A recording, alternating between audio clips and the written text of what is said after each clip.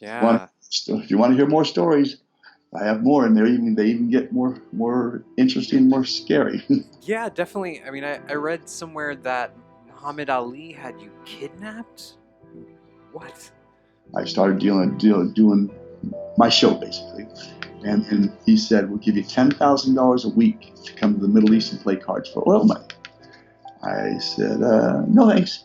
And he was irate with me. He said, "What? You're turning down $10,000 a week?"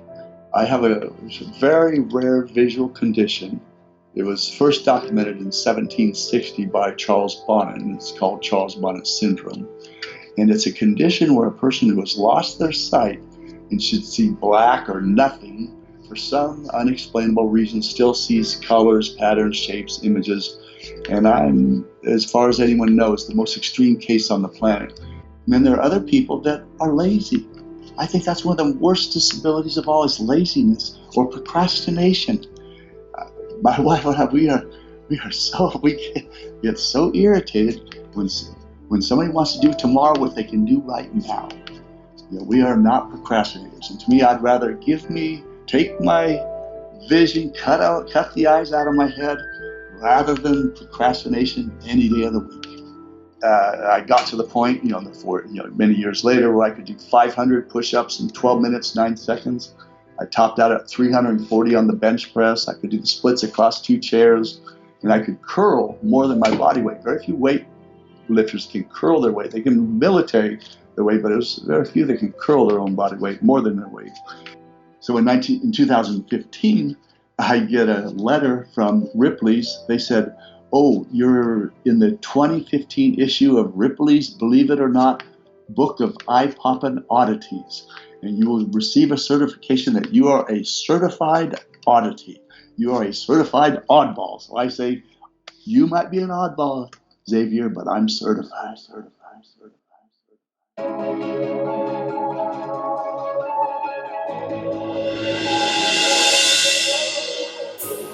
What's up, folks? Xavier Katana here. Here is our interview with Mr. Richard Turner. Richard has a phenomenal story. He is a card mechanic, and the major caveat is that he lost his sight at the very young age of 9. So it makes his story especially interesting. We get into a lot of really amazing stuff, and I saw his documentary Dealt, and I was just really moved by Richard's story. Richard won the Golden Lion Award in Magic from Siegfried and Roy in 1982. He was the 2014 and 2017 recipient of the Close-Up Magician of the Year Award. It's an amazing story. You guys are going to love this episode. Here is Mr. Richard Turner. Thank you guys so much for listening.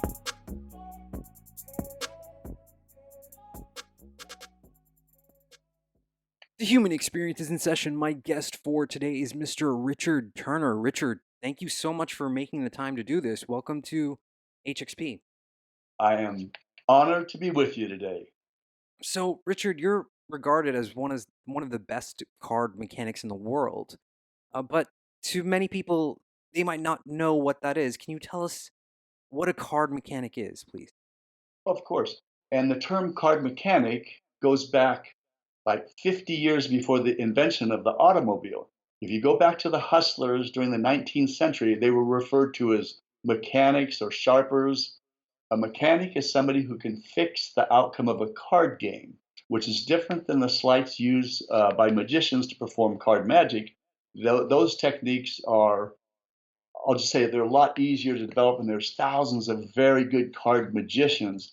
But the techniques for the card table are just many, many, many times more difficult to develop. And there's just a handful of really good world class card mechanics, partly because of the amount of hours it takes, and just for the history, aboard the old riverboats and the gamblers back then.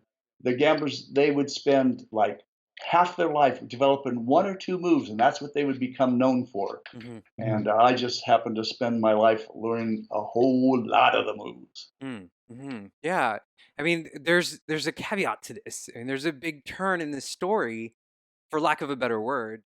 When you were 9, you suffered a retina disease that took your vision. Can you tell us about that? Well, I was My sister and I, Lori, we both had scarlet fever, and we're not sure if this is what caused it, but we both got scarlet fever, and our elementary school, we were in quarantine because of that, and then shortly thereafter, I was sitting in my classroom, fourth grade, 1963, and the teacher's writing stuff on the board. And first it was clear, and then a moment later it was all fuzzy. I looked down at my book. The words all of a sudden went fuzzy. Mhm. So it was a degeneration, and we're not exactly sure the cause, other than my sister and I both got scarlet fever, and the same thing happened to both of us. And then it was a degeneration. It started with the retina, which is I'm sorry, it started with the macula, which is the center part of the retina, and that was the first to go. So for quite a number of years of my life, I had only peripheral vision. It would be like having a hat in front of your face. And then the peripheral vision was measured at 20 over 400, which is twice as low as what's considered legally blind. So even the vision that I had out of the sides of the eyes was very much distorted. 20/20 is normal vision. 20/50 is what you have to drive, and 20 over 400 is like 8 times as low as what you're allowed to. You must have to drive a car. So I've never driven a car except when a few times when someone wasn't looking. So it's absolutely remarkable. I mean, I saw the documentary that you guys did, and I was hooked by it. How did you overcome this adversity? I mean, you're not ever really able to look at the cards. So, I mean, how are you able to mechanic the cards without seeing what the card is? Ah, that's a really good question, and there's a number of questions in there. First, I was able to see the cards up until about 25 years ago. I could put the cards within 2 inches of the corner of my eye, one eye or the other, and I could make them out. So I was able to play cards up until like 1990, around 1990, 1992. And but since everything is done by touch, and my sense of touch was heightened because of the lack of sight, kind of the neural networks kind of reorganized themselves around my visual cortex, my sense of touch. So, how I identify cards, well, let me just put it another way. What I can do with the cards, it'd be better to explain it along those lines. Sure. You can take a deck of cards and shuffle them up and say, I want to play 7 card stud. I want 5 players in the game. I want to sit at the third hand, and I want you to deal me a straight. And I will let you shuffle the cards. I'll deal them out. And as I deal, I'll let you take those cards out of my hand as I'm dealing anytime you want, and shuffle them up some more and remove cards from the deck, and just hand me a stack of cards each time I go around the table. And the hand that you selected in the game you selected with the number of players you selected will have the winning hand. So even if you had 20/20 vision, or if you had X-ray vision, or if you had a deck that was face up where you could see every card coming off the deck, or if you had a deck that had giant embossed K's on the K and J's on the J, Hmm. how could that even be conceivable? Hmm. You know, I find, there's something so amazing about overcoming that level of adversity that you faced. Was there ever a time where you felt like giving up? Well, I started off as when I was very young, 5 years old. I got attention for my artistic talent. I could paint and draw, beyond my years, and I was always the best artist all the way through school, first, second, third, fourth grade. And then, of course, the vision started going south, and I was known as the best artist. And so now all of a sudden, I couldn't paint and draw anymore. So what was my identity at that time was kind of stripped from me, and that caused me to, rebel and like everybody during the '60s and early '70s. Not everybody, but in my case, I got involved with the wrong people, and the kids, the straight kids, they would tease, "Hey, Magoo," and other things. How many fingers am I holding up? And steal your money and things like that. And so that caused rebellion. But the ones that didn't do that and didn't judge were the druggies. And so I got involved for about 3 years in the drug scene, not a long time. Um, and that was kind of my rebellion or my escape or my frustration or my way of trying to separate myself from my frustration and from my life, like I said, my loss of my ability to paint and draw. And I even at one point was so mad at my vision going south that I took a magnifying glass and I went out in the backyard and I stared at the sun through the magnifying glass, literally trying to burn the eyes out of my head. Oh my. Yeah. And so anyway, but then I was at a park wanting to buy some drugs from these people and asked them, if they had any angel dust. That's what the time what we were looking for. And they said they had something better. And I said, what's that? And they said, well, a relationship with the creator of everything you see. And so I said, mind if I sit down? Tell me what you know. And from there, I changed from a life from going to the drugs to going to church, and uh, that turned my life around. From there, within a month after that, I got involved with the martial arts. I met John Murphy, who was my karate instructor.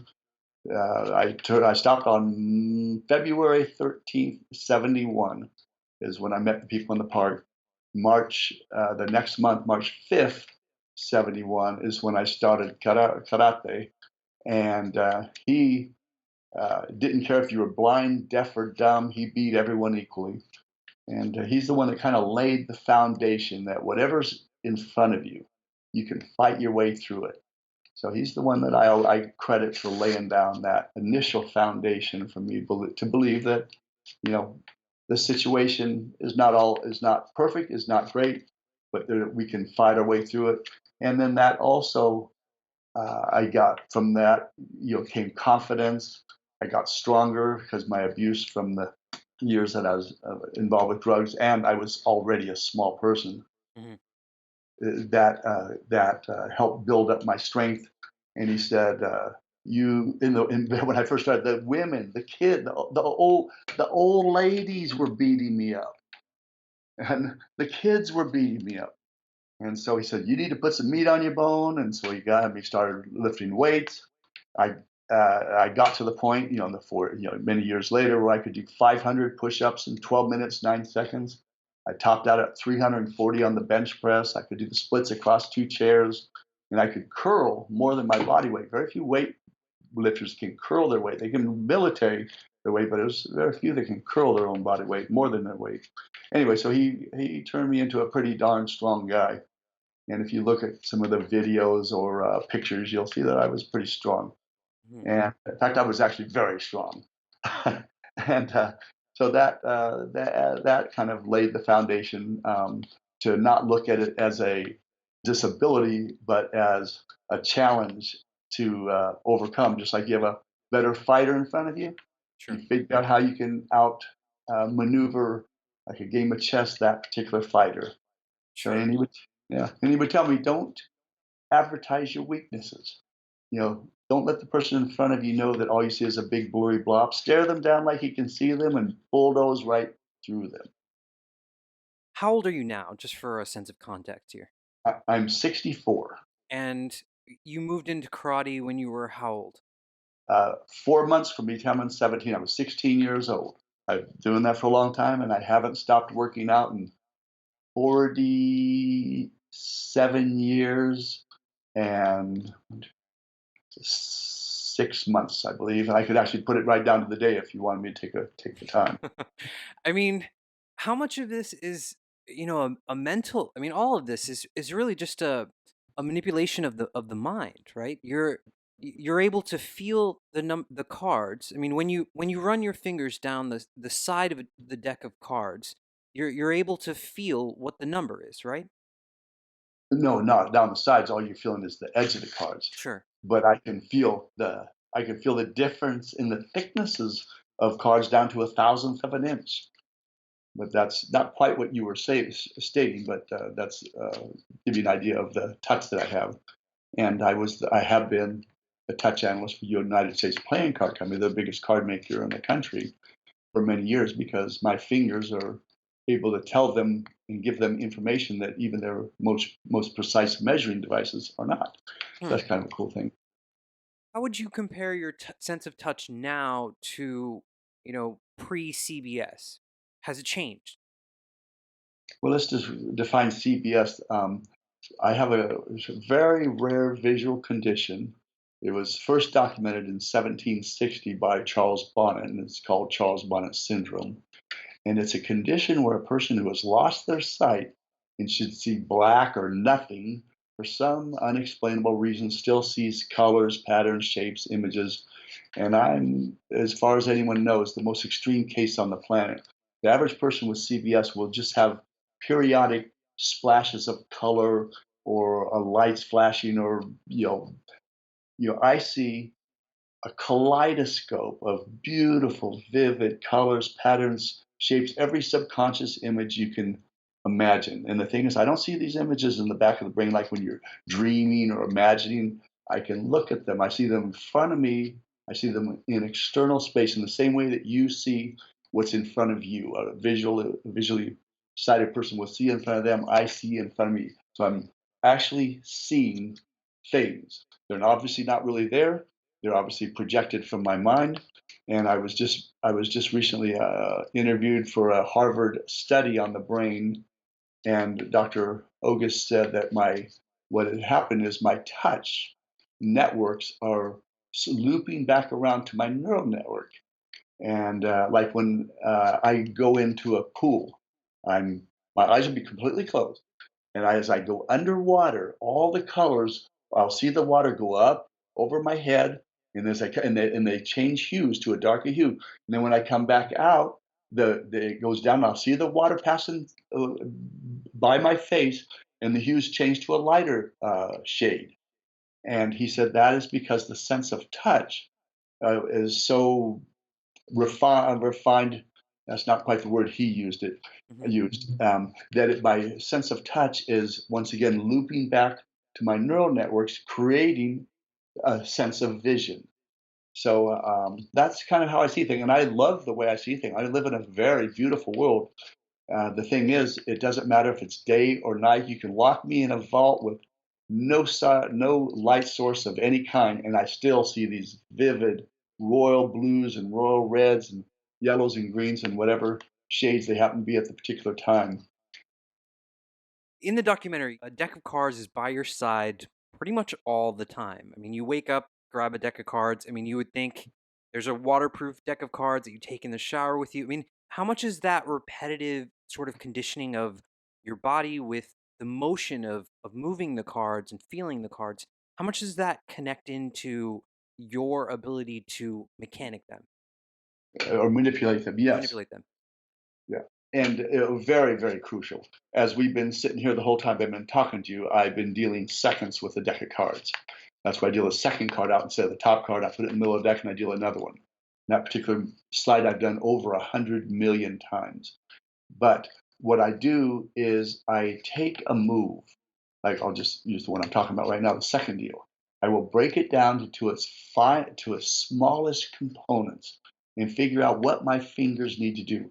My thumb must apply the precise amount of pressure to push over exactly 22.6 thousandths of an inch. And with this particular deck, that's the caliper or the thickness of two cards. And then my right thumb will sweep across the deck in a 64th of a second, will engage that second card and deal it out. So I'll break it down piece by piece in slow motion until every exacting element of the muscle memory is firmly embedded in my brain. And then I turn it into a subconscious habit.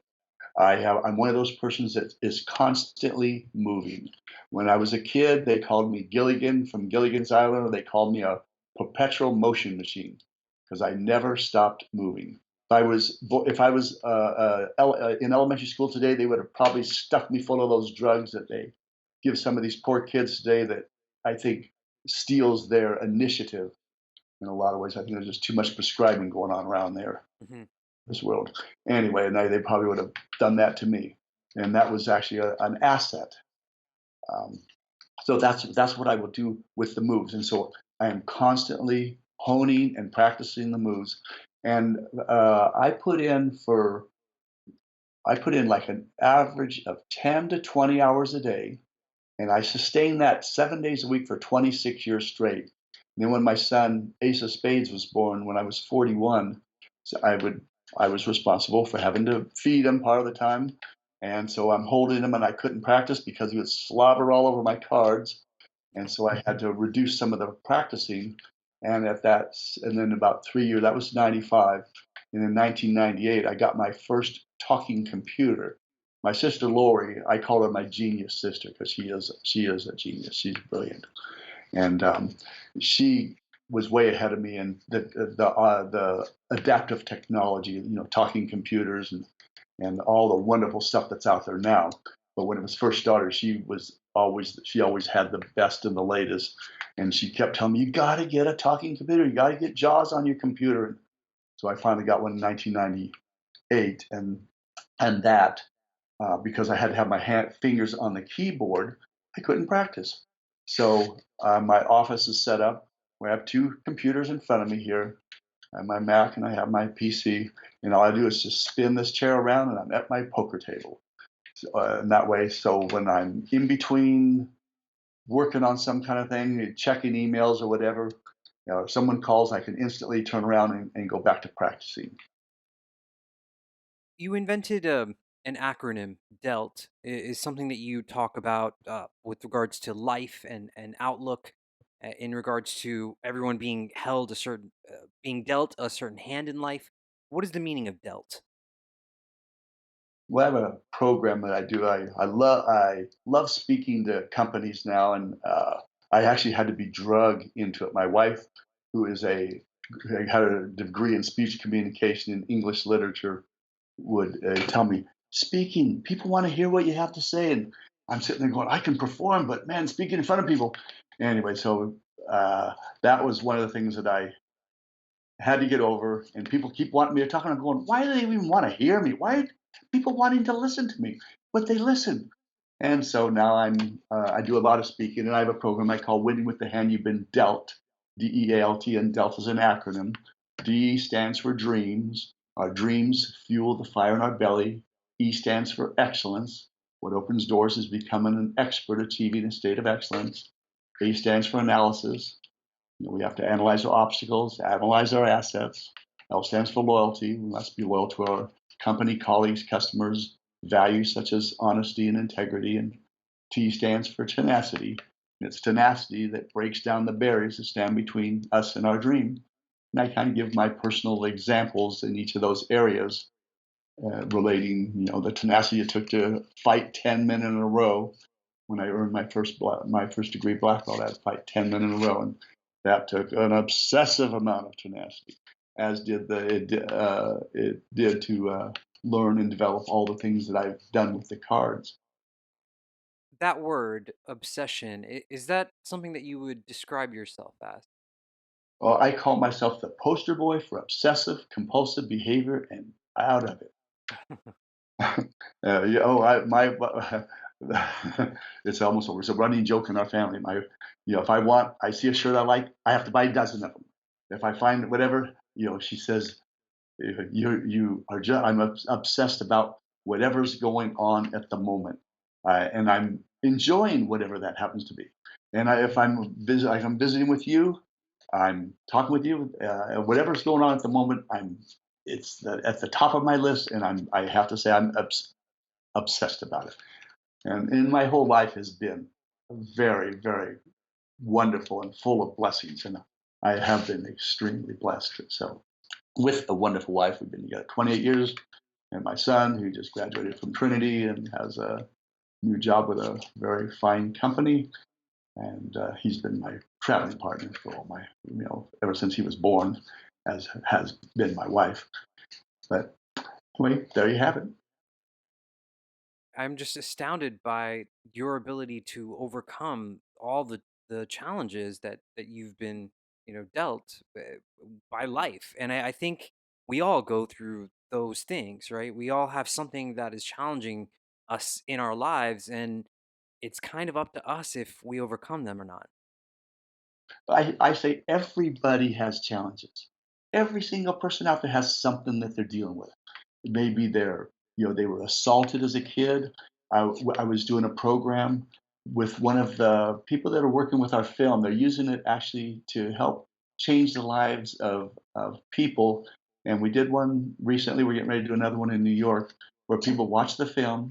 They'll fill out this card of things that were they lonely or hurt, injured. And one of the guys at one of these events, he was charged with a crime and sent to prison for years. And then the DNA proved that he was not the person that did it. And so he had a lot of bitterness and anger.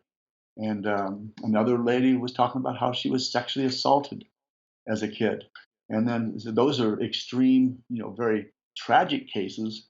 And then there are other people that are lazy. I think that's one of the worst disabilities of all is laziness or procrastination.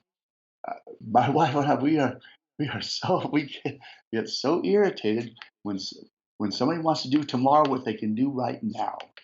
We are not procrastinators, and to me, I'd rather take my vision, cut the eyes out of my head, rather than procrastination any day of the week. In regards to dealing with those limitations, you had a mentor that was a big part of your life, Di Vernon. Can you tell Oh, us about him, please? oh, Di Vernon was my card mentor. He was born in 1894. Shows you how far we just celebrated. He would have been 124 years old. Um, anyway, he was born in 1894. He lived to be over 98 years old. My wife Kim and I threw him his 98th birthday 2 months before he passed away. But for over half a century, for like 60 years, he was recognized and considered as the best card man in the world. He was known as the man who fooled Houdini, and that took place in the early 1920s. And so he spent his entire life chasing gamblers around the world, and he would trick them or trade techniques, learning all their different moves. And he took a liking to me back in 1975, and at that time I just turned 21, and I had already been working with cards since I was like 7 years old. So I had developed some pretty difficult moves, except for I have to say they were wretched by my standards today. But he saw something in me. He saw someone that was crazy obsessed like he was, and my first thing he would say is, "I don't care how good, how fine that brief is. I know you're up to something because your actions are suspicious." And so that was one of the first things he said to me. And so I took that and I started analyzing it. And then I'd go back and I'd show him how I changed things. And then he started seeing that I was just putting in all these hours. Then he started challenging me, and he started describing to me different moves, techniques, controls. And the thing about what Vernon did is he didn't describe them to me in the way that he could do them or the way any other magician that we've ever heard of could do them, because I couldn't see what he was showing me. He described them to me in a perfect manner, in the way he wished they could be done. Some of these moves he worked on for 70 years and never accomplished. And so I would literally, I would get really close to him, close to his hands, and out of the corner of my eye, try to get a picture of what he was showing me. And of course, he also let me check out his hands, feel his hands. He would tell me, "Yeah, put your fingers on the side. You want this, you want to be totally natural in your execution." So he would describe these moves in a way that if you could do it that way, it'd be much more deceptive. But it's so much harder because you don't have the same control over the deck that you would doing the using the classic grips that many card mechanics and magicians used over the centuries. And so I developed these things, and then I'd come back and I'd show him, and he'd go, "That's perfect. That's it." And then he'd call all the other top card guys over. Larry, come watch this. Tony, watch this. And and then and that just encouraged me to keep practicing more and more. And it wasn't for years later that I finally found out. He finally admitted to me that the things he told me, he just made up. He just wanted to see what I'd come up with. He just wanted to. He kept challenging me, and so I always say in my thing, take possible out of impossible. Take possible out of impossible is what others thought was not possible to be done. I figured out ways to make it happen. Yeah, I think you're a walking example of the possible inside of impossible. Yeah, and I'm also a walking oddball. I'm a certified oddball. Let me tell you about that. In 1984, I was on a TV show called Ripley's Believe It or Not. We've all heard of Ripley's Believe It or Not. Sure. Ripley started a show back in the 1930s. But anyway, I was on this TV show. I built a castle out of cards that was from all my used cards from a couple of decades worth. My wife said, "We have a whole room with nothing but used cards. Can you do something with them?" I can't throw them away. I said, "What if they made cards illegal?" So I thought, okay, I'll make a card house. No, I have too many. I'll make a card castle. So I glued together over 200,000 cards. It weighs 825 pounds, and it's on display at the second largest Ripley's in the country. My wife was so happy to get it out of the house.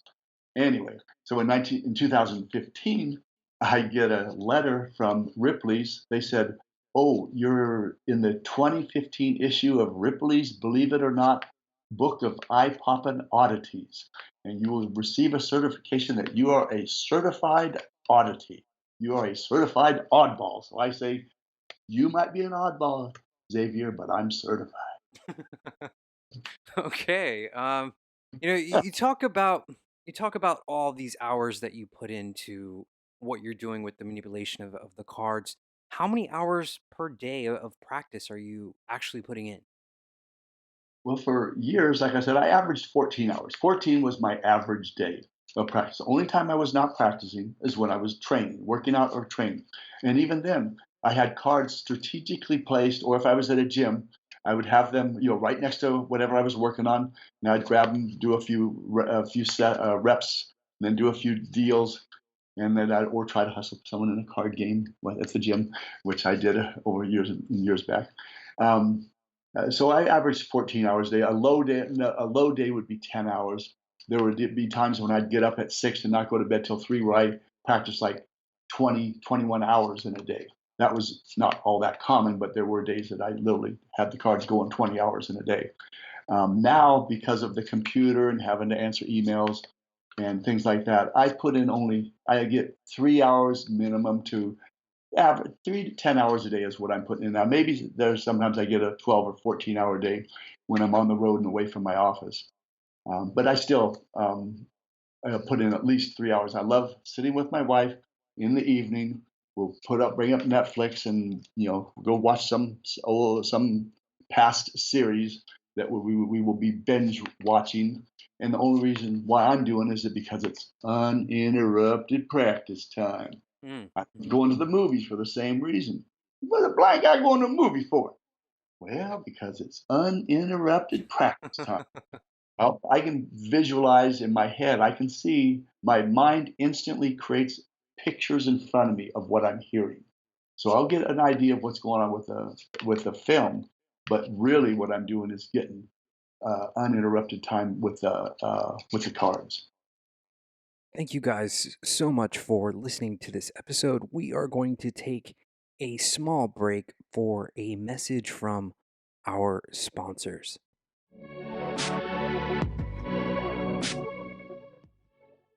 What's up, guys? We are interrupting this broadcast to bring you the deal of a lifetime. Helix Sleep, spoiler alert, has changed the game on sleeping.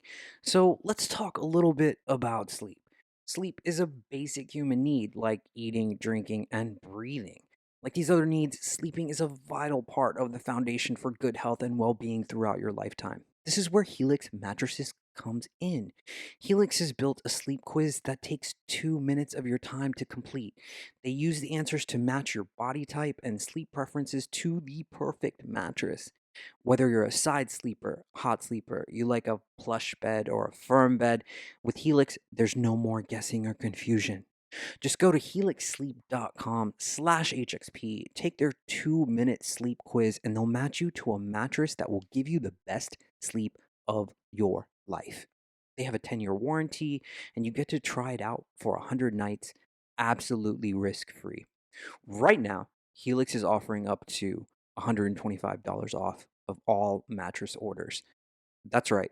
Get up to $125 off of helixsleep.com/HXP. That's the link you want to go to, helixsleep.com/HXP.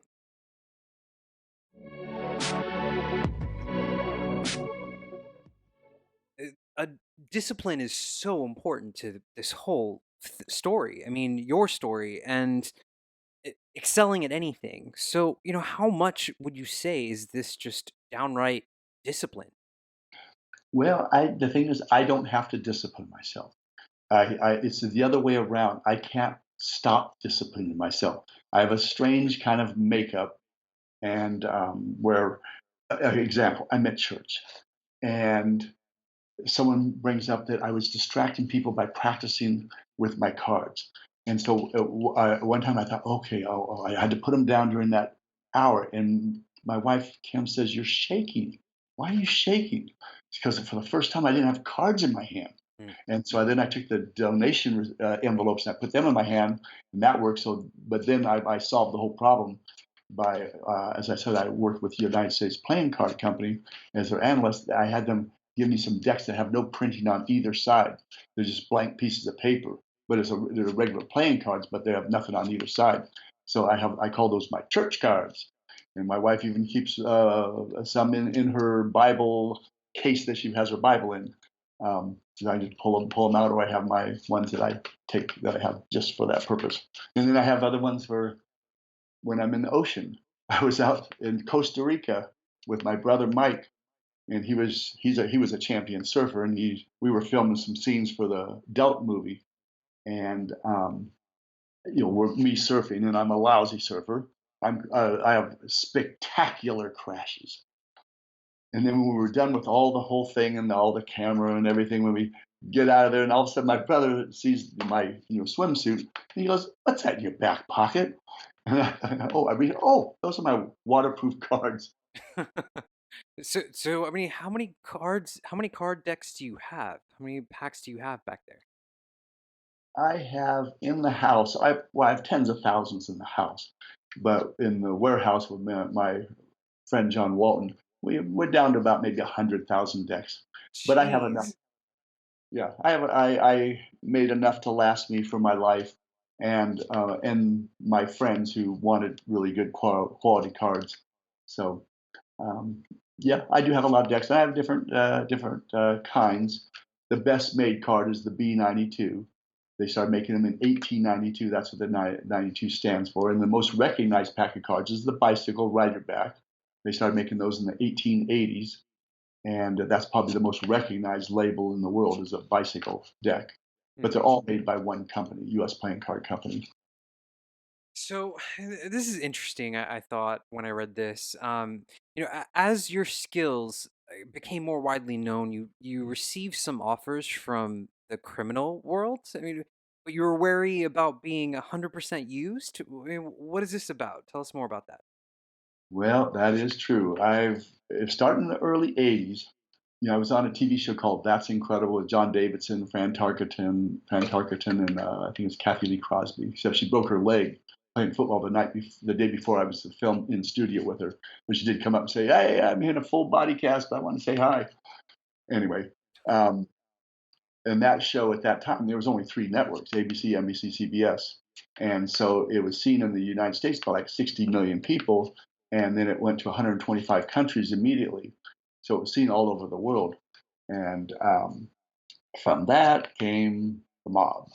I had the first offer was a guy, I'll just call him RD. He saw what I could do. He wanted to play some cards.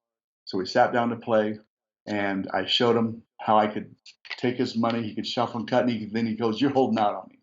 "I'm not holding out." And that means I'm palming cards out of the deck. Held my hands up in front of him, said, "Shuffle the cards again. How many players are at the game? How many players this time? Where do you want to sit?" I dealt out four kings. He goes, after he saw that, so I'll give you $1,000 a day to come work for me. Now, this is 1981. $1,000 a day back then was good money. Hmm. And then he says, I said, "No thanks." And he goes, 2,000 a day. And again, I politely refused. And then he said, "How much will it cost to buy you?" Those were his exact words. "How much will it cost to buy you?" And I instantly flashed to the scene in the Godfather movie where the guy wakes up and his horse's head is in bed with him. And he made him a deal he couldn't refuse. He was 100% used. And so what that means is when they're done with you, they dispatch you. They kill you. Hmm. And that was one guy. And that guy, he followed me for like 6 years. He would come and see me at the castle, and we'd have dinner probably once a month. And twice, he and his partner, one of his partner's associates, which is one of the top 5 crime families in New York, and if I said the name, everybody would know. I watched them being arrested, hauled off to jail on the news, and I thought that could have been me. And one time he invited me to one of his games. He wanted me to deal in these private games, and so we're going to it. He said, "Now I have to tell you, everybody here owned mountains, and that's a euphemism. What it means is everybody there were very wealthy.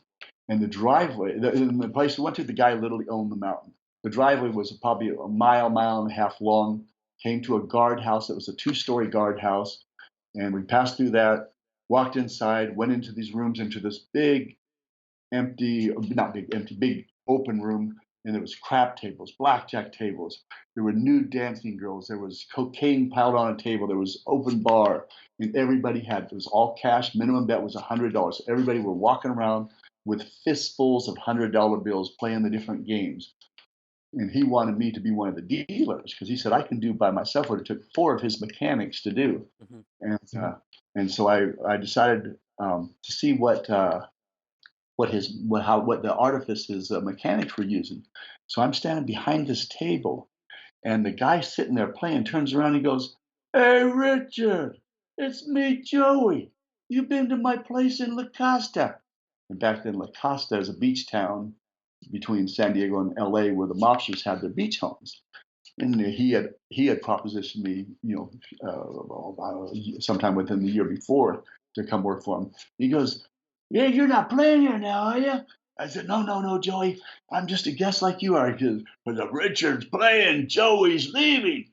And if I would have been in that game, I don't think he would have been quite so polite if I was the dealer behind that table. And anyway, so that was one offer. And then another offer came from the Middle East. It started off with a phone call. It was a very strongly accented voice, wanted to talk to me about doing business. And so I said, "Meet me aboard, the place I was performing." And it was a riverboat, and I get aboard the boat, and it was a party of 5 men. They were all of Middle Eastern descent, and only one spoke English. The interpreter, there were 4. There was the boss, who was to my right, and the interpreter was to my left. When I went up, they threw a stack of bills on my table and said, "Let's see what you can do with the cards." I started doing my show basically, and then he said, "We'll give you $10,000 a week to come to the Middle East and play cards for oil money." I said, "No thanks." And he was irate with me. He said, "What? You're turning down $10,000 a week?" I said, "Yep." And so then he started arguing with his boss, and it was either probably Farsi or Arabic. I couldn't tell the difference. And then he turned back and he said, "How about 20,000 a week?" And again, I said, "No." He's arguing with his boss, and his boss is getting mad at him, and he's getting mad at me. And he kept upping 30,000. Finally, he said, "How about $1,000,000?" Now he didn't say if that was by the week, but again, I did say no. And they were so mad. They had their dinners were just served to them. They threw down their napkins, threw down their forks, threw another stack of bills on my table, and got up and left. And because there were so many bills there, I thought they were all like 1s or 5s. They were all $100 bills, a big old stack of $100 bills. So I had a good night. Didn't have to put myself in a position where I'd be 100% used. Yeah. If you want to hear more stories, I have more, and they even get more interesting, more scary. Yeah, definitely. I mean, I read somewhere that Muhammad Ali had you kidnapped. What? Well, Muhammad Ali was a wonderful, wonderful, dear man. I love the guy. I was very fortunate to know him. I was in a competition in Las Vegas hosted by Siegfried and Roy in 1982. And it was a showdown of all the top magicians and cardmen from around the world. And I was the winner of that. And then afterwards, someone tells me somebody would like to meet you who was there and watched the thing. And I go in there, and it turns out it's Muhammad Ali. And I was always a big fan of his because, at this point I had been in the martial arts for like 11 years, 11, 12 years since 71. So I was a big fan of fighting, and I never missed one of his boxing matches. And so I was a big fan of his, and he turned out to be a big fan of mine.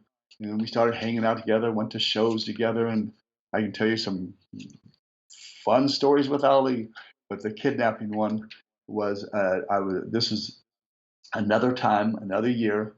I'm just in a casino, and four big African American men come up to me and go, "Richard Turner, you're coming with us." And I'm sitting there thinking, I don't think so. And they didn't give me much of a choice. And they were a good head taller than I was. And so there were two in front of me, two in behind back of me. They pushed me out the back end of the casino. They stuffed me into a limo. The limo zips away, whips around. Just I can tell that there were short distances, zigzagging in and out of the back sides of the casinos. They pull up behind another casino in the back. They open the door, two in front, pull me out, or help me out, and then they, with the two behind me, just tell me where to go, and they go through the back end of the casino, in through these hall passageways into a big suite, where Ollie comes running up and throws his arms around me in a big bear hug and goes, "Richard, how you doing? It's so good to see you again." So he had me snatched because he wanted to visit with me, and he heard some new things that I was doing, and he wanted me to demonstrate them for him. So that's how he had someone snatch me and bring me to him. Hmm. Interesting. You talk about these different ways that people want to exploit your skills. Is there a defense against the skill that you have in casinos or? With the casinos, their security is very, very good. It's the safest places to gamble are in the casinos. I mean, they have cameras everywhere. They know everything you're doing, saying, when you've been there, when you were there last. And if they have any suspicion on who you are or that you might be able to do something, those cameras are going, and the eye in the sky is watching. And of course, that each time the players come up with a way to try to beat the casino, then the casino changes their procedure to cancel out that new method that the players are trying to use to profit against the casino. And of course, the casinos, up until like before the 1980s, they were questionable. They would have what they called bust out men, people that had skills where they could deal seconds or in a peak or whatever it would take to take the money, take the player down. But when the mob kind of lost control and it was more owned by corporations, they cleaned up their act. I'll just put it like that. And now, instead of cheating the players, but they'll just refuse service to somebody they don't like. If they think you're skilled, instead of bringing in someone like myself or a guy who's unbelievable, like a man like Steve Forty, who works within the casino industry, Mhm. instead of bringing someone like that in there to take them down, they'll just say, "Xavier, I'm sorry to tell you this, but you can't play here anymore. Bye-bye. Hmm. Goodbye. Next door." And then you go next door, and they've already warned them next door. So next door says, "Oh, I'm sorry. You go across the street." So then you find out they won't give you any more cards. So it's the easier way. Instead of cheating you, they just tell you to get lost. Has there been a time where you used your skills for your benefit? Yeah, it's like fighting. That's probably, if I have to say, where I've slipped and fallen. I never went back to drugs or anything like that. But I've always been a card player. My sisters, when we first started playing, I'm 7 years old, 7, 8, 9, 10. We'd play for M&Ms, the red being the most valuable. We'd play for massage time, 30-second ante, bet 15 to 30 seconds, and then you'd have to pay up after every hand. Up to going through high school, I was always playing cards with people. The first day of ninth grade, I won a quarter off the guy sitting next to me playing a hand of cards, and I got my cards taken away and sent to the back of the class. First day of ninth grade, and so it's like a karateka, karate training. You train, you learn to kick, you learn to punch, but you go, will it really work? What if someone's punching me back? Will these moves actually be effective? And so, and it's the same thing with the card moves. So that's where I would slip, if you would. Through the years, I would get in games and I would have to try out the moves. I'm practicing this. I'm sitting there practicing this darn move for 10,000 hours. Now I want to put it to its actual purpose. So there were times, and sometimes I'd take the money, and the other times I'd just cheat the money right back to them. Other times, when people all openly challenged me, now that's a different story. And I've had people, very, very wealthy people, challenge me to see if I can beat them.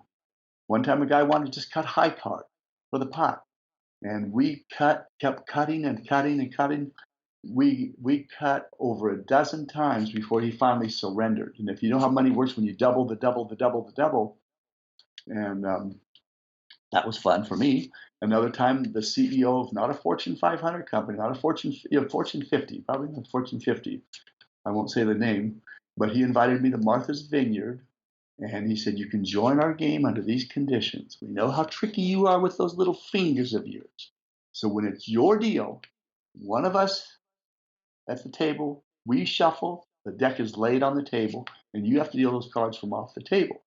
And it was he was the CEO, and he had a number of his VPs, top VPs in the game. And so I had to deal with it, like I said, cards on the table. And that's one of my favorite methods because it's so deceptive. And all night long, he kept slamming his fist on the table, going, "There's no way you can be cheating." And the thing is, when he said, "If you can do it, go for it, but I know it can't be done," there was two things there. First, he challenged me. If you can do it, go for it. Yeah, that's challenged me as what I can do and what I'm known for. And the other is, if I could do it, I had his permission. But he said, "Go for it if you can do it." And so anyway, like I said, he kept slamming his face. There's no way you can be cheating. And one of the things I do in my show as a demonstration is I let someone shuffle the cards, and then I have them deal out to three or whatever number of players, it doesn't matter, and then deal my cards from anywhere on the deck. When they come around, deal five cards to us, and then I'll spread it out and I'll show that when they shuffled, cut, and dealt, I had four of a kind.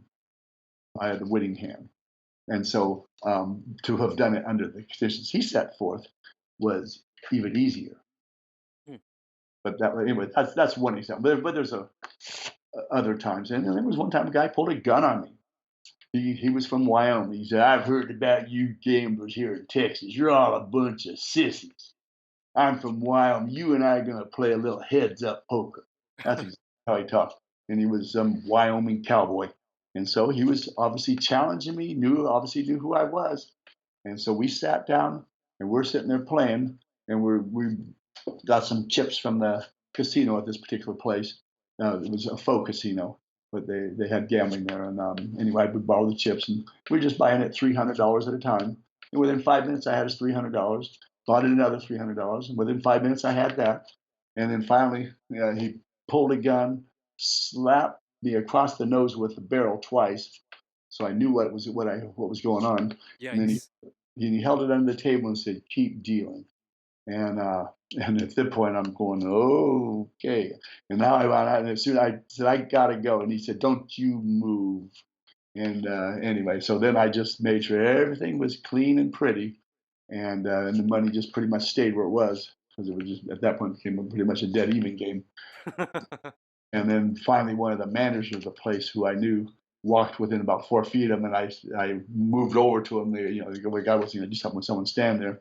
I said, "The guy's got a gun." And then anyway, security came in and took him. It's unbelievable, man. I mean, before this interview, I talked to some people about who we were gonna have on. I don't think they had heard of you before, and everyone was so surprised. I mean, they couldn't believe that someone that had challenges with their vision could overcome such a massive hurdle. And I think that's what's so inspiring about your story is that if you can do this, anyone can do anything. And that's what I take from it. Oh, big time. Exactly.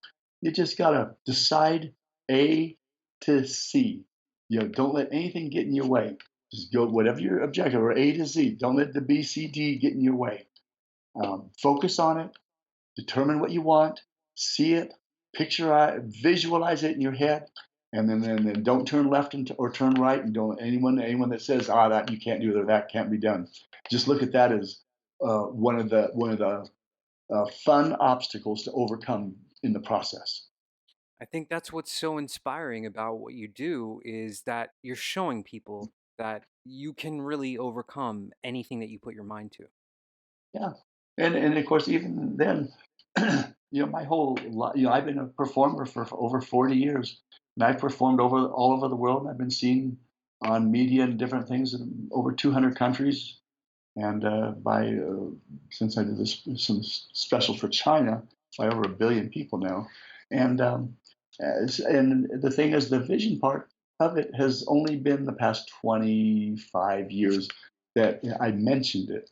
Before that, I was a professional performer, and I did not tell people about my vision. And when someone else did, I would get a little uppity with them because I wanted my work to stand on its own merit. I didn't want people to say, "Hey, pretty good for a blind boy," or Mm-hmm. "Pretty good for a disabled whatever." And so I kind of I just say I had a little chip on my shoulder, and so I would shy away when people wanted to say, "Hey, but makes it more incredible." I go, "Well, so okay, so it's more incredible." In fact, when the That's Incredible first approached me, they wanted me to walk with a white cane. I said, "No, I won't do that." And so the first time I turned down one of the highest rated shows on television, 1981, when they first approached me to be on their show. Then they said they dropped the white cane part of it, and then so I just did the show. And then, but I say that because I don't consider myself disabled. I see differently than everybody else.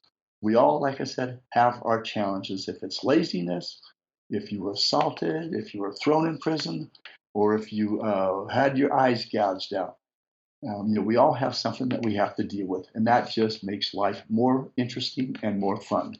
We can look at it as a downfall, or as a tragedy, as something negative, or we can look at it as part of the challenge. And I choose to look at anything that's put in front of me as part of the challenge. And I've had other challenges outside of the vision. I mean, all my years in the martial arts, man, my body's old and the parts are wearing out. And I still haven't missed a workout in 47 years. But I've had knee surgery, I've had hernia surgery, I've had 3 shoulder surgeries. One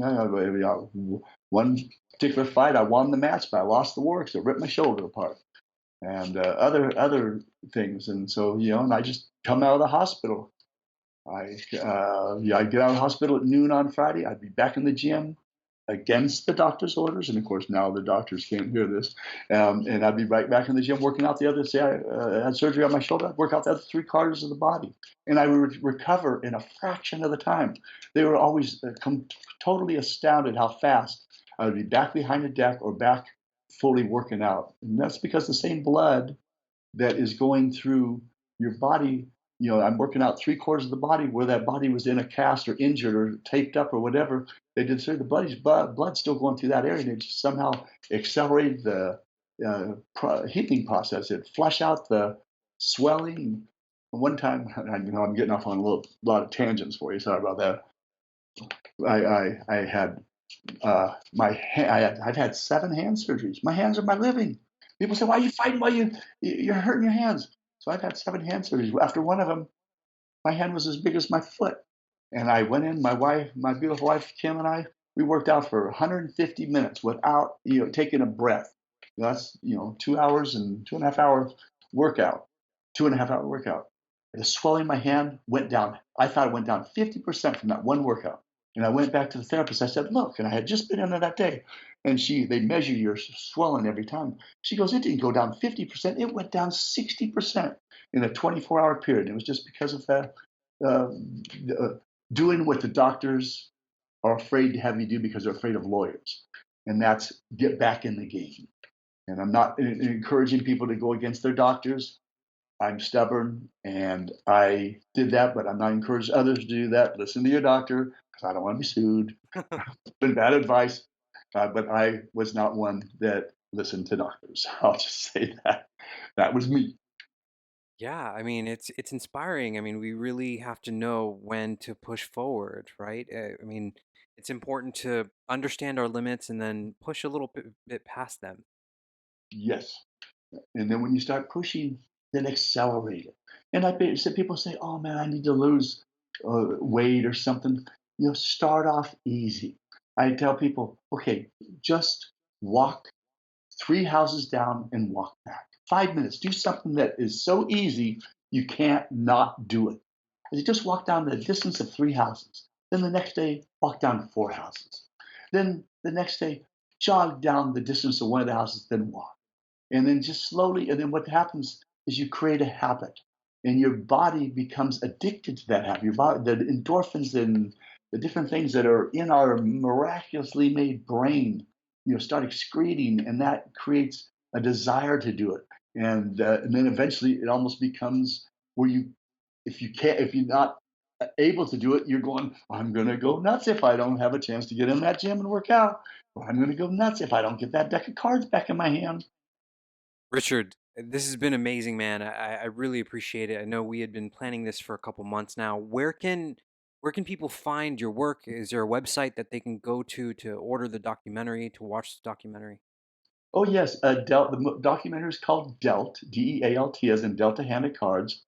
It's an award-winning documentary. It's 95 on Rotten Tomatoes. It's 5 stars on iTunes, and you can get it on any video on demand platform: iTunes, Amazon Prime, Google Play, Comcast.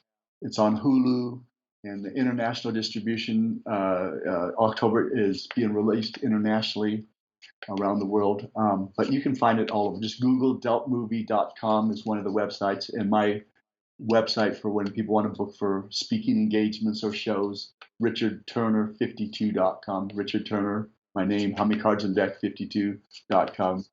And my personal, and then for bookings, Kim at richardturner52.com is I can contact my manager. But those are the main places. But you can watch a lot of stuff on YouTube if you just want to see clips from the film, or dozens of other shows and things that I've been on, or everything I've described here. You can go online and actually watch it done live in front of people around the world.